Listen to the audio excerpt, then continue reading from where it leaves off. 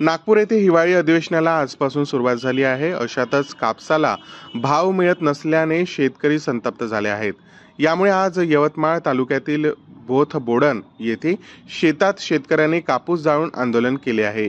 शेतकरी आत्महत्या होत असताना राज्य सरकार उपाययोजना करत नाही, तरी शासनाने कापूस आणि सोयाबीनला भाव मिळवून द्यावा अशी मागणी शेतकऱ्यांनी केली आहे.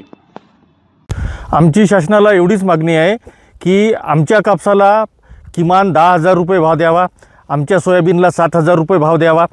कारण आम्ही मुख्यमंत्र्यांना एवढंच सांगू इच्छितो की आपणच विरोधी पक्षात असताना आपणच भाववाढीची मागणी केली होती, आपणच सोयाबीनला 7,000 रुपये भाव मागितले होते, आपणच कापसाला 10,000 रुपये भाव मागितले होते.